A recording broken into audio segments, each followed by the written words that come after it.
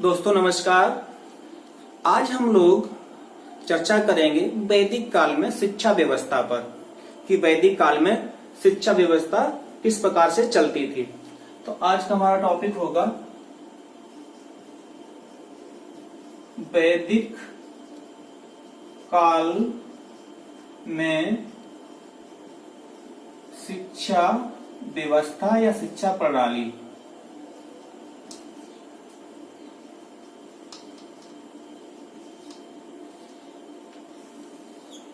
इसको समझने के लिए कुछ हम लोग कॉलम बनाएंगे। पहला कॉलम होगा हमारा क्रम का या क्रमांक, दूसरा होगा हमारा शिक्षण बिंदु और अगला जो कॉलम होगा वो हमारा विवरण का होगा। अब हम लोग एक एक करके समझते चलेंगे कि पहला क्रमांक हमारा 1 है और उसमें हमारा शिक्षण बिंदु होगा क्रमांक 1। शिक्षण बिंदु में विशेषताएं, केवल हम की पॉइंट लेकर चलेंगे। विशेषताएं, वैदिक काल में शिक्षा की 2 प्रमुख विशेषताएं थीं। अब उन विशेषताओं में क्या है कि पहला था, इस विवरण में जो पहला पॉइंट हमारा बनेगा, शिक्षा का प्रशासन एवं वित्त। अब शिक्षा के प्रशासन और वित्त में क्या क्या थी भाई? क्या तो प्रशासन क्या था कि ये जो प्रशासन था वो राज्य के, जो हमारा राज्य था उसका, उसमें कोई हस्तक्षेप नहीं था। राज्य का हस्तक्षेप नहीं,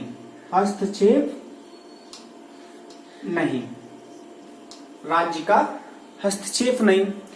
अब दूसरी बात क्या थी इसी में कि वो शिक्षा का जो स्वरूप था वो निःशुल्क शिक्षा थी। वो निःशुल्क थी, फ्री थी। छात्र से किसी भी प्रकार का कोई शुल्क नहीं लिया जाता था। अब आय के स्रोत में क्या है?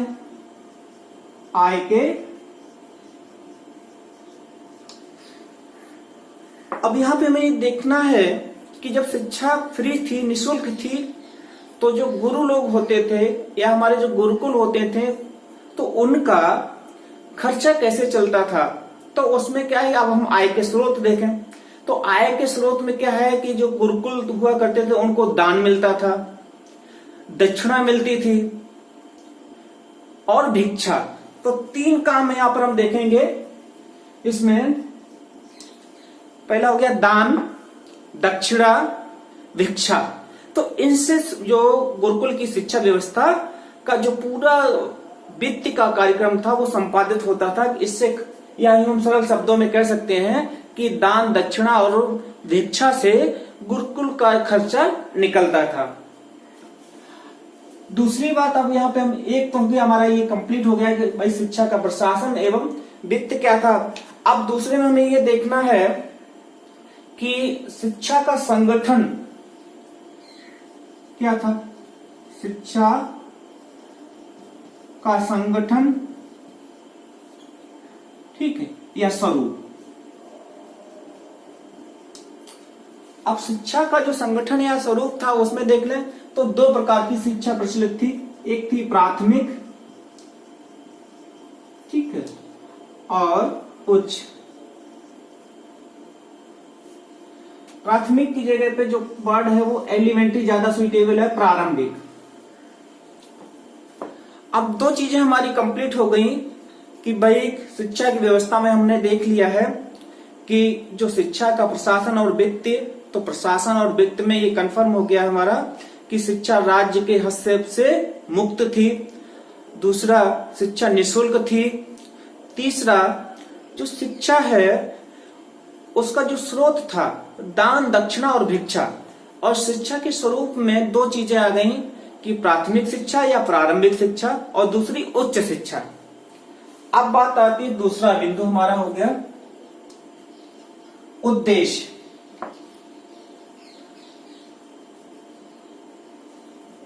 उद्देश्य वैदिक कालीन शिक्षा के जो उद्देश्य है वो बहुत सार्वभौमिक थे। अगर हम देखें तो कुछ की पॉइंट्स के सहायता से हम उन उद्देश्यों के देखेंगे। तो उद्देश्यों में हम जो विवरण है हमारा उसमें क्या क्या आ जाएगा, की पॉइंट हम देखते हैं। विकास, विकास में आप 4 बिंदु देखेंगे कि किसका किसका विकास किया जाता था।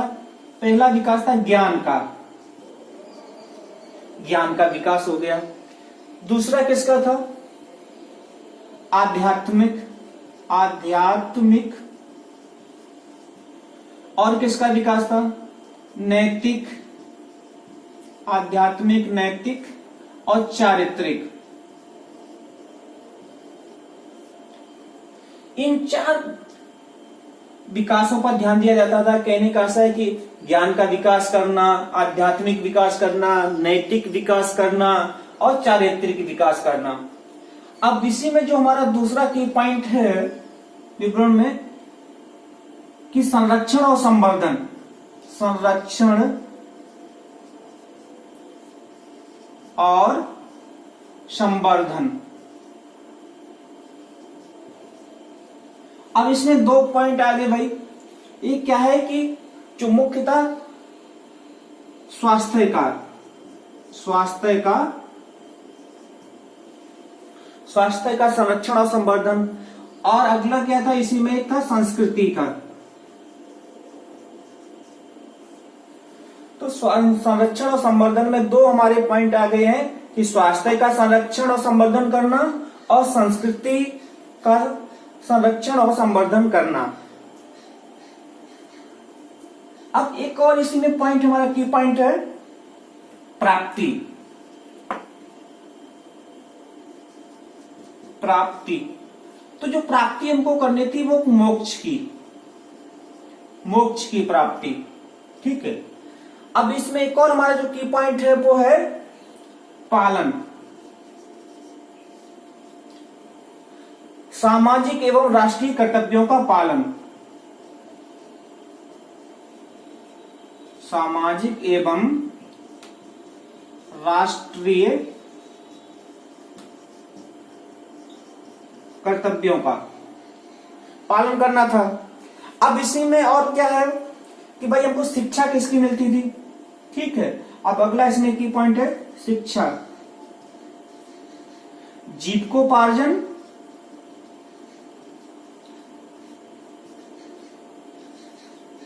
और कला कौशलों की, जीविकोपार्जन और कला कौशलों की। कि भाई व्यक्ति का जो विकास है वो ज्ञान का विकास हो जाएगा, आध्यात्मिक, नैतिक, चारित्रिक विकास हो जाएगा, लेकिन उसका जीविकोपार्जन क्या होगा, तो इसके लिए भी शिक्षा दी जाती थी। ठीक है। और कला कौशलों की। अब कला कौशलों में कि भाई जैसे उस समय की जो व्यवस्थाएं थी कि भाई राजे रजवाड़े या महाजनपद हुआ करता था, उनकी आप सुरक्षा कैसे करेंगे, तो युद्ध कौशल हो गया, घुड़सवार हो गया, तलवारबाजी हो गई, ठीक, धनुर्विद्या हो गई। इन सब कौशलों को की शिक्षा दी जाती थी। अब यहां से ये चीज कंफर्म हो गई कि इतने हमारे उद्देश्य में आ गए। अब देखना यह है कि इनकी क्या प्राप्ति संभव थी। हाँ, उस समय ज्ञान की प्राप्ति, आज वर्तमान समय में जब भी बात चलती है कि हमारी जो वैदिक कालीन शिक्षा थी वो अच्छी थी, और उदाहरण दिया जाता है कि वैदिक काल में भारत विश्व गुरु था, तो इन्हीं के बल पर विश्व गुरु बना था। ये सभी जो पॉइंट्स हैं हमारे सामने इनके। अब तीसरा जो हमारा की पॉइंट है वो है शिक्षण बिंदु, पाठचर्या। पाठचर्या, अब पाठचर्या की जब बात आती है तो हम पहले ही देख चुके संगठन में ही प्रारंभिक और उच्च शिक्षा की। तो जो क्या है, ये 2 आपको मिल गए, प्रारंभिक पाठचर्या और उच्च पाठ्यचर्या, प्रारंभिक शिक्षा कर ले, प्रारंभिक शिक्षा की पाठ्यचर्या और उच्च शिक्षा की पाठ्यचर्या। पाठ्यचर्या में आपको ध्यान रखना है कि दो ही बिंदु आएंगे कि प्रारंभिक पाठ्यचर्या और उच्च शिक्षा की पाठ्यचर्या, प्रारंभिक शिक्षा की पाठ्यचर्या और उच्च शिक्षा की पाठ्यचर्या। अब जो अगला शिक्षण बिंदु है हमारा वो विषय का है।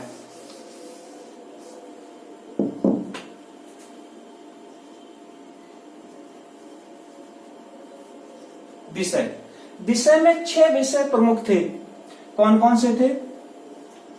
शिक्षा, शिक्षा थी, और दूसरा कौन सा था? छंद था, ठीक है, शिक्षा हो गई, छंद हो गया, और क्या था? व्याकरण था, ठीक, और क्या था? निरुक्ति थी,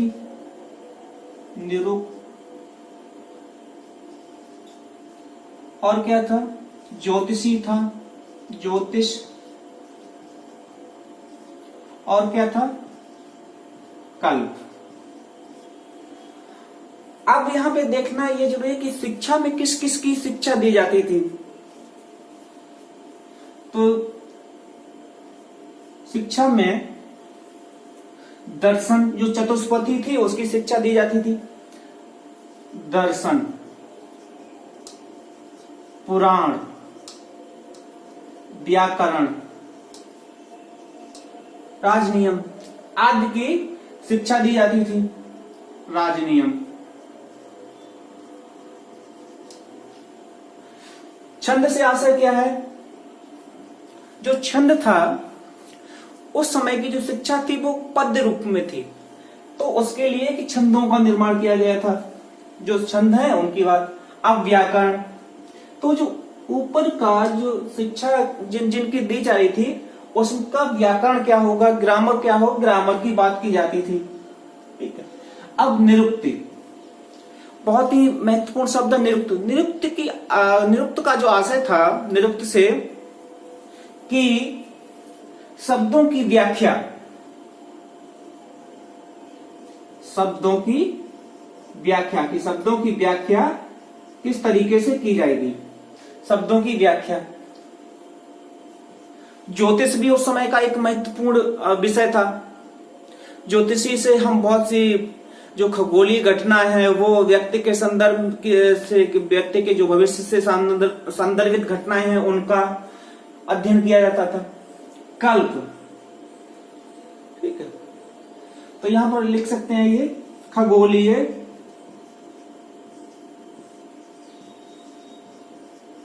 घटनाएं। चंद्र ग्रहण कब होगा, सूर्य ग्रहण कब होगा, मलमास किस वर्ष लगेगा, किस मास में लगेगा, ठीक है, ये सारी जो घटना है ज्योतिषी के द्वारा बताई जाती थी। कल्प, कल्प बहुत ही इच्छा है कि कल्प में क्या आता है? कल्प में 2 चीजें आती थी। एक आता था धार्मिक अभ्यास, धार्मिक अभ्यास और रीति रिवाज, रीति रिवाज। उदाहरण के लिए आज भी देख लें कि वर्तमान समय में, आधुनिक समय में जो ये मास चल रहा है, माह का महीना चल रहा है, आप देखेंगे प्रयागराज में लोग कल्प के लिए जाते हैं। तो वहां पर क्या किया जाता है? ये जो हमारी धार्मिक अभ्यास है उनका पालन किया जाता है, उनको किया जाता है, रीति रिवाजों को पालन किया जाता है भाई, ठीक है, कि आप धार्मिक जो हमारे ग्रंथ है उनका पठन पाठन करेंगे, पूजा करेंगे, ठीक है। दूसरा क्या है कि जो हमारी रीति रिवाज है कि भाई सुबह उठ के गंगा स्नान आदि करना, ठीक है। तो ये सब आज वर्तमान समय में ही आपको देखने का चल रहा है। बहुत ही प्रासंगिक ये माह है जिनसे आप इस चीज को देख सकते हैं कि भाई धार्मिक अभ्यास और रीति रिवाज क्या होती थी कल्प में। तो ये 6 चीजें हैं, 6 विषय हैं, इनका आपको ध्यान रखना है कि क्या क्या था। शिक्षा थी, छंद था, व्याकरण था, निरुक्त था, ज्योतिष था, कल्प था, और इनमें क्या क्या होता था ये भी हमने संक्षेप में देख लिया। अब अगला जो हमारा क्रमांक है वो है शिक्षण विधियां। शिक्षण विधियां। अब शिक्षण विधियां में 3 शिक्षण विधियां उस समय बहुत ज्यादा प्रचलित में थी। एक था श्रवण, दूसरा थी मनन और तीसरी निधिध्यासन। श्रवण का आशय था, उस समय लिखने की व्यवस्था नहीं थी, बहुत कम लिखा जाता था, कुछ शिलाओं आदि पर या भोजपत्रों पर लेखन होता था। लेकिन प्रमुख रूप से जो शिक्षा या का जो संरक्षण है, जो ज्ञान का संरक्षण है कि भाई क्या है, तो उनको सुनकर गुरु लोग सुनाया करते थे और छात्र सुनते थे, शिष्य सुनते थे और उसी तरीके से पीढ़ी दर पीढ़ी उनका संरक्षण किया जाता था। तो श्रवण मानी सुनकर। दूसरा मनन, जो सुना जाता था उसका लगातार मनन किया जाता था, उस पर चिंतन किया जाता था कि जो भाई हमने सुना है वो लगातार हमारे मस्तिष्क में बना रहे और समय पर हमारे कार्य आए। और निधिध्यासन, निधिध्यासन से आशय यह था कि जो हमने विद्या सीखी है उसका दैनिक जीवन में या व्यवहारिक जीवन में प्रयोग कैसे करेंगे, तो उसका इम्प्लीमेंटेशन है वो निधिध्यासन पर निर्भर करता था कि भाई हम कैसे उसका जो हमारा सीखा हुआ ज्ञान है उसको किस तरीके से हम व्यवहार में लाएंगे, ये था निधिध्यासन। अब अगला जो हमारा शिक्षण बिंदु है वो है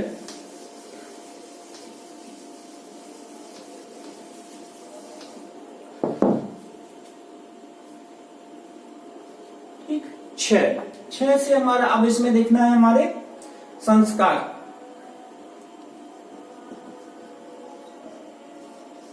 संस्कार, अब संस्कार में 2 थे, मुख्य थे। क्या क्या थे? एक था उपनयन संस्कार, उपनयन था, और समावर्तन। उपनयन का जो शाब्दिक अर्थ है वो है गुरु के समीप लाना। अब गुरु के समीप लाने के लिए भाई कब लाया जाए समीप, तो इसमें क्या है कि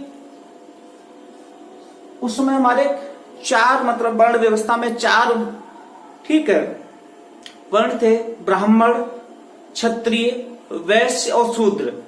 तो पहले की जो 3 हैं उनके लिए शिक्षा की मतलब शिक्षा व्यवस्था सुलभ थी और शूद्रों के लिए शिक्षा व्यवस्था नहीं थी। तो एक ये उस समय की वैदिक कालीन शिक्षा का बहुत बड़ा दोष ये उभर का सामने आता है कि भाई जो शिक्षा है जिस तरीके से डेफिनेशन दी जाती है कि आचार्य शंकर के द्वारा या उपनिषदों में कि सा विद्या या विमुक्ति, शिक्षा वो है जो हमें मोक्ष दिलाती है, मुक्ति दिलाती है। तो यहाँ पर इस परिभाषा में कहीं पर ये इंगित नहीं है कि भाई हम केवल जो हमारे 3 वर्ण हैं ऊपर के उन्हीं को दी जाएगी या शूद्रों को नहीं दी जाएगी। लेकिन दुर्भाग्य से उस समय शूद्रों के लिए कोई शिक्षा नहीं थी। जो उपनयन संस्कार मिलता है वो 3 वर्णों के लिए मिलता है, ब्राह्मण के लिए, ब्राह्मण, क्षत्रिय और वैश्य। तो ब्राह्मण का जो उपनयन संस्कार है वो 8 वर्ष में, क्षत्रिय का 10 वर्ष में, वैश्य का 12 वर्ष में, कहीं कहीं पर ये 11 वर्ष भी मिलता है, 10 या 11 वर्ष में। ठीक है, तो ब्राह्मण क्या है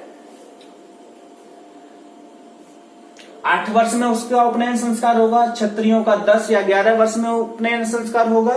ठीक, वैसे ऑथेंटिक 10 वर्ष ज्यादा है लेकिन कहीं कुछ किताबों में 11 वर्ष भी लिखा है, और वैश्यों का 12 वर्ष का। एक और ये है कि यदि ब्राह्मण का बालक है बहुत ही प्रतिभाशाली है तो उसका जो उपनयन संस्कार है वो 5 वर्ष में ही हो जाता था, 5 वर्ष में। तो यहाँ पे लिख सकते हैं प्रतिभाशाली है बलिष्ठों के लिए। अब कोई भी क्षत्रिय बहुत ज्यादा बलिष्ठ है, ठीक है, तो उसका 6 वर्ष में ही उपनयन संस्कार हो जाता था। कोई वैश्य का पुत्र है बहुत ज्यादा बलिष्ठ है और वो कृषि कार्य या व्यापार के लिए बहुत जल्दी ही उसका शारीरिक जो संरचना है उसको अनुमति दे रही है, तो उसके लिए 8 वर्ष में। तो इस पर बहुत ध्यान देने का है, कभी कभी पूछ लिया जाता है अपवाद के रूप में कि यदि बहुत प्रतिभाशाली ब्राह्मण का बालक है तो उसका उपनयन संस्कार कितने वर्ष की आयु में होगा? 5 वर्ष की आयु में। ठीक है। बलिष्ठ क्षत्रिय है, ठीक है, तो उसका उपनयन संस्कार 6 वर्ष में। ठीक है। वैसे कृषि कार्य के लिए यदि वैश्य का पुत्र व्यापार के लिए अगर हो गया है, बहुत जल्दी तैयार हो गया है शारीरिक रूप से, तो उसका 8 वर्ष में।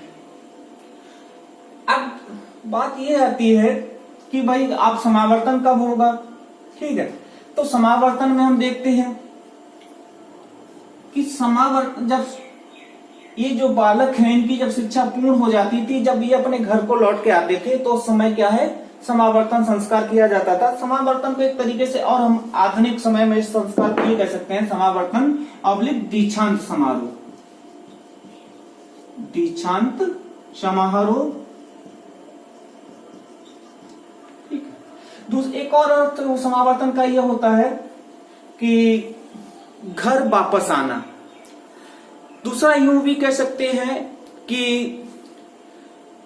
ब्रह्मचर्य को त्याग कर गृहस्थ आश्रम में प्रवेश करना भी इसी संस्कार के द्वारा होता था कि जब 25 वर्ष की हमने शिक्षा ग्रहण कर लिया, उसके बाद अगला जो हमारा वर्ण था वो था गृहस्थ। तो 25 वर्ष के बाद जब अगला है तो समावर्तन यूं कह सकते हैं कि 25 वर्ष की आयु में लगभग होता था।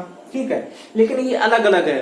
कुछ लोग और वेदांगों की शिक्षा ग्रहण करते थे तो उनका समय और बढ़ता जाता था। ठीक है, तो ये अलग अलग होता था, लेकिन जब शिक्षा पूर्ण हो जाती थी तो क्या है, समावर्तन संस्कार होता था। तो इसकी आयु अलग अलग है।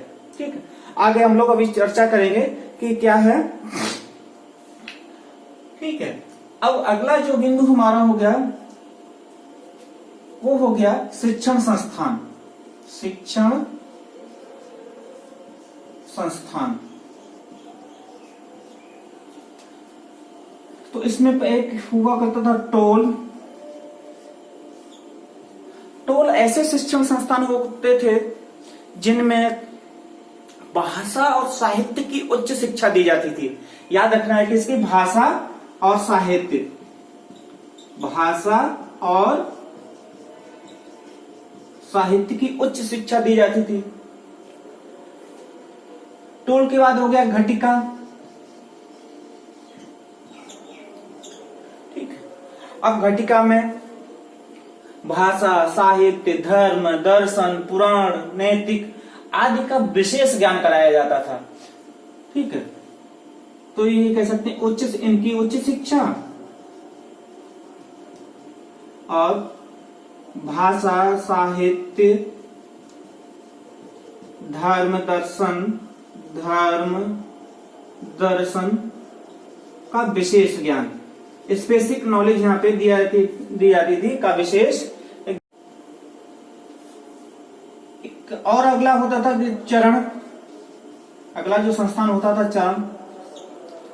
चरण में किसी वेद की क्या है, किसी वेद विशेष का, किसी विशेष पाठ के या कि उसके किसी विशेष भाग की शिक्षा दी जाती थी। तो कह सकते हैं वेद के किसी विशेष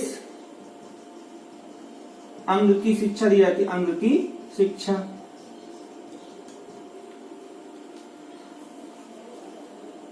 देखा हमने, टोल हो गया, घटिका हो गया, चरण हो गया। अब एक और होता था कि चतुष्पथी।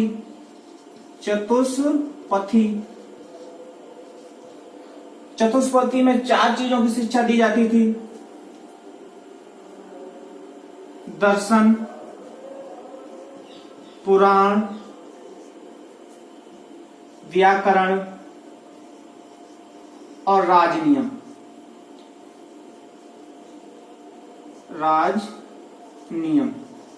ठीक, ये यहाँ पर ध्यान रखने की बात है कि भाई एक क्या है कि इसमें चतुष्पथी में 4 हो गए, दर्शन हो गया, पुराण हो गया, व्याकरण हो गया, राजनियम हो गया। ठीक है, यही जो अभी बात ऊपर चली थी कि भाई शिक्षा, तो शिक्षा में आ गया था ऊपर की भाई जब बताए थे कि विषय, तो विषय में जो 6 विषय थे, तो वहीं पर इसमें भी शिक्षा में क्या है कि दर्शन हो गया, पुराण हो गया, व्याकरण हो गया, ठीक है, राजनियम हो गया, इनकी शिक्षा दी जाती थी। एक और शिक्षण संस्थान के ऋषि आश्रम। ऋषि आश्रम है वो विशेष ज्ञान के केंद्र हुआ करते थे। जो ऋषि आश्रम है वो विशेष ज्ञान के केंद्र हुआ करते थे। परिषदें, ठीक है। अब यहाँ पे इसको हम इधर ले आते हैं। अगला है हमारा परिषदें या परिषद। तो परिषद का जो निर्माण होता था वो, इसके निर्माण को हम देखें, वेद प्लस वेदांग, वेद के अंग, ठीक है, प्लस आश्रम,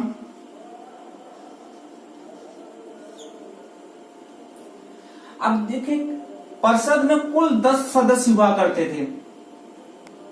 कुल सदस्य 10 हुआ करते थे। कुल सदस्य 10। कुल अब 10 ये कैसे हो गए इसको देखना है।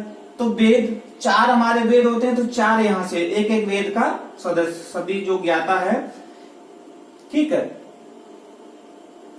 एक वेद का एक ज्ञाता, दूसरे का एक, तीसरे का एक, चौथे का, या हम ये हो सकते हैं एक ऋग्वेद का, एक यजुर्वेद का, एक सामवेद का, एक अथर्ववेद का, ठीक है, अब प्लस वेदांग। अब वेदांग में देख लें तो वेदांग से 3, यहां से जो चतुष्पथी कि एक दर्शन का होगा, ठीक है, एक दर्शन का होगा, एक व्याकरण का होगा, ठीक है, एक पुराण का होगा, और 3 आश्रम के, एक सदस्य ब्रह्मचारी का होगा, एक गृहस्थ का होगा, एक वानप्रस्थी होगा। तो यहां से इस तरीके से देख रहे हैं कि कुल सदस्य हमारे 10 हो गए। 4 3 7 3 बराबर 10। तो बहुत ही मतलब ये सारगर्भित तरीके से परिषद का निर्माण होता था कि देखें कि किसी भी प्रकार की यदि कोई भी व्यक्ति समस्या लेकर आता है तो उसको निराकरण मिलेगा। यदि वेद से संबंधित आता है लेकर, तो ये जो चारों वेद के ज्ञाता होते थे लोग, एक एक वेद का वो देंगे, ठीक है। यदि दर्शन पुराण व्याकरण की होगी तो ये लोग देंगे, ये 3 होते थे। एक दर्शन का ज्ञाता होता था, एक पुराण का ज्ञाता होता था, एक व्याकरण का ज्ञाता होता था। यदि किसी आश्रम का कोई भी व्यक्ति समस्या लेके आता था तो यदि ब्रह्मचर्य की है तो ब्रह्मचर्य देगा, ठीक है, गृहस्थ का है तो गृहस्थ देखा, और यदि वानप्रस्थ की समस्या है तो वानप्रस्थी देगा। तो इस तरीके से परिषद का निर्माण बहुत ही सारगर्भित तरीके से किया गया था।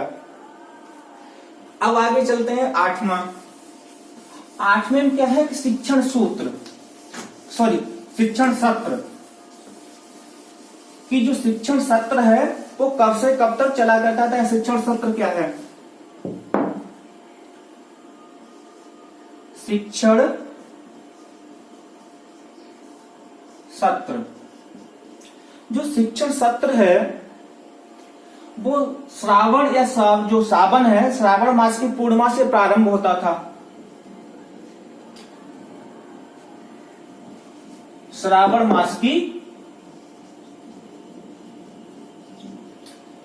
मास की पूर्णिमा से प्रारंभ होता था, या जो सावन की पूर्णिमा है जब रक्षाबंधन मनाया जाता है तब से पूर्ण होता था उसी महीने से, और पौष मास की पूर्णिमा को ये समाप्त हो जाता था। तो ये देखें, ये एक वर्तमान समय में जो आप देख रहे हैं, अगर इसकी तुलना करना चाहें तो जो सेशनल सिस्टम है या जो सत्र पद्धति है वो उससे एकदम मेल खाता है। 6 महीने का एक सत्र होता है, इसी तरीके से ये भी 6 महीने का होता था। तो हम कह सकते हैं कि जो हमने सेशन प्रणाली अपनाई है वो वैदिककालीन शिक्षा से ही अपनाई है। अब इसमें एक और महत्वपूर्ण जो शिक्षण बिंदु है वो है उपाधियों का। उपाधियां कि भाई उपाधियां दी जाती थी उस समय, तो उस समय 4 उपाधियां दी जाती थी। देखें कौन कौन सी उपाधियां दी जाती। तो एक उपाधि दी जाती थी स्नातक, स्नातक की उपाधि दी जाती थी, ठीक है। दूसरी उपाधि दी जाती थी वसु की, तीसरी उपाधि दी जाती थी रुद्र की, और चौथी उपाधि दी जाती थी आदित्य की। अब स्नातक की उपाधि किसको दी जाती थी? जो एक वेद का अध्ययन करता था, ठीक, एक वेद का अध्ययन करता था। और इसकी अध्ययन, इसको और यहाँ पे देख लें, अध्ययन की अवधि क्या होती थी? अध्ययन की अवधि 12 वर्ष। एक वेद की अध्ययन की अवधि होती थी 12 वर्ष। तो जिसने 12 वर्ष में एक वेद के अध्ययन किया है उसको स्नातक की उपाधि। जिसने 2 वेदों का अध्ययन किया हो, 2 वेद, ठीक है, तो इसको 24 वर्ष का समय लगता था। तो 24 वर्ष में वसु की उपाधि दी जाती थी। ठीक है, रुद्र क्या है? 3 वेद का करता था अध्ययन, तो इसको 36 वर्ष का समय लगता था। चौथा है आदित्य, ये 4 वेद का अध्ययन करता था, 4 वेदों का अध्ययन करता था, इसको 48 वर्ष लगते थे। ठीक, अब यहां पर दिक्कत ये आती है कि हमको ये तो याद रहता है स्नातक, वसु, रुद्र, आदित्य। हम भूल जाते हैं कि स्नातक की अवधि क्या थी, वसु की अवधि क्या थी, और रुद्र की अवधि क्या थी, आदित्य की अवधि क्या थी, या स्नातक कितने वेद का अध्ययन करता था, वसु कितने वेदों का अध्ययन करता था, रुद्र कितने वेदों का अध्ययन करता था। तो इसको हम थोड़ा सा एक ट्रिक पे लेके चल रहे हैं। जैसे यहाँ पे देखें आप, स्नातक 1, जो इसमें का है, का वर्ण है, इन किसी में भी नहीं है। ठीक है, तो एक वेद आपको यहाँ पे मिल रहा है, एक का यहाँ, तो 1 हो गया 12। तो इस तरीके से स्नातक लिखेंगे। या यूं आप कह सकते हैं कि वर्तमान में जैसे स्नातक कर रहे हैं आप, ठीक, ग्रेजुएशन कर रहे हैं, बीए कर रहे हैं, बीकॉम कर रहे हैं, बीएससी कर रहे हैं, तो वो पहला है आपका, ठीक है, उच्च शिक्षा में वो पहला आपका है स्टेप, तो उसको कहेंगे एक वेद। तो स्नातक हमेशा एक वेद को। वसु, अब वसु को देख रहे हैं यहाँ पे, ठीक है, वसु में इसको वर्ण के हिसाब से कुछ नहीं मिलता है, ठीक है, लेकिन यहाँ पे देख रहे हैं, यहाँ पे 2 वर्ण है वसु, तो इस यहाँ से इसको आइडेंटिफाई कर लें भाई, 2 वर्ण 2 वेद, ठीक है, अध्ययन अवधि 24 वर्ष। ये जो अध्ययन की अवधि है वो, ठीक है, 2 गुने में जा रही है, 12, 24, 36, ठीक, 48, 12 इसका गुणक में जा रही है, 12 दूनी 24, 12 3 36, 12 चौको 48। ठीक है, रुद्र, रुद्र कहते हैं भगवान शिव को। ठीक है, अब उनके क्या है, 3 नेत्र थे, तो यहां से ये 3 को आप कर लें, या आप सीधा सीधा खड़े खड़े याद कर सकते हैं, या थोड़ा ट्रिक में दिमाग में कभी भूल जाता है, तुरंत तो याद हो जाता है लेकिन बाद में भूल जाते हैं। तो रुद्र से यहाँ से शिव, शिव के 3 नेत्र, यहाँ 3 नेत्र से 3 वेद। आदित्य, आदित्य सूर्य का पर्यायवाची है, और सूर्य चारों ओर उजाला देता है, तो वहां से आप चारों वेदों को, चारों को कर लें। ठीक है, तो इस तरीके से आपने देख लिया कि भाई स्नातक हो गया, वसु हो गया, रुद्र हो गया, ये हमारी 4 उपाधियां थी। ठीक है, और किसको किसको दी जाती थी ये भी क्लियर हो गया कि भाई एक वेद के अध्ययन का जो करता था उसको स्नातक कहा जाता था, 2 वेद के अध्ययनकर्ता को वसु कहा जाता था, 3 वेद के अध्ययनकर्ता को रुद्र कहा जाता था, और 4 वेदों के अध्ययनकर्ता को आदित्य कहा जाता था। अब क्रमशः इनकी अध्ययन अवधि भी यही हो गई, 12, 24, 36, 48। इस तरीके से इसको हमने संक्षेप में समझा। मुझे लगता है कि जहां तक मेरा मानना है कि ये सेशन आप लोगों के लिए बहुत ही उपयोगिता वाला रहेगा। दोस्तों, मेरा नाम मुकेश राजपूत है, आप मेरे YouTube चैनल शिक्षा विचार को देख रहे हैं। आप लोगों से मेरी गुजारिश है कि आप मेरे YouTube चैनल को लाइक करें, सब्सक्राइब करें, शेयर करें, और यदि विषय वस्तु में कोई कमी है, त्रुटि है, तो कमेंट करके अवश्य बताएं। जय हिंद।